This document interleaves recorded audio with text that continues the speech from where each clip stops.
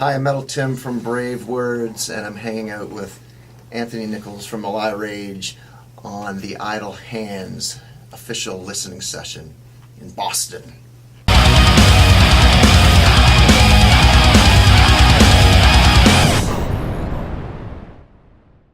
Let's continue with kind of a fun little exercise and the influences, and maybe we can kind of do it in generations, the bands or the musicians that built you from the 60s, the 70s, the 80s, or even currently. Where did it all come from? Well, it started when I was a little kid, getting my Stones record when I was a little kid, which my parents bought me, and I loved Brown Sugar and Get Your Gay As Out with Jumpin' Jack Flask. It was heavy rhythm guitar for the time. And I got older, I got into AC/DC, and like I said, rhythm guitar, songs, thick rhythm guitars, got thicker and thicker with Metallica and Megadeth, and I love Iron Maiden with the more intricate harmonies. Right. You know, my era, bands that we grew up with, you know, anybody my age, there was, you know, you started with Sabbath and Alice Cooper the band, not Alice Cooper the solo artist, Alice Cooper the band with Bob Ezrin producing, probably my biggest influence writing. Dark yet catchy, little evil. I loved Alice's voice back then.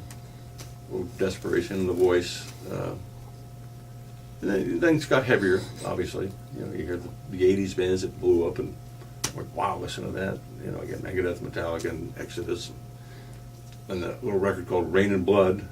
I was like, wow. And then my friend Jim Janota brought me to see the Misfits at the Channel, and I was like, wow, listen, look at that energy of that punk. Right. So I kind of got the punk thing, and I was listening to Iron Maiden. Then Metallica came out with the Iron Maiden kind of riffs, but much faster and more like the Misfits. I'm like, that is fucking badass. And I'm old enough to remember it, and so I think anybody with my age, that's, you know, in the 70s, Deep Purple and Blue Oyster Cult. And then the 80s again, Maiden, Metallica, Judas Priest, even their 70s, but their prime best stuff's in the 80s, obviously. Right. And then, you know, even the 90s, which we always malign, I like some of those bands. I mean, Chris Cornell is... The voice. Yeah, he is up there with Freddie Mercury and Robert Plant. I mean, he's a special guy. Do you remember the first song you could actually play from start to finish on the guitar? It was Jumpin' Jack Flask with the Stones. Awesome.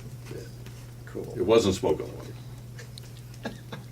I think that was second. Yeah.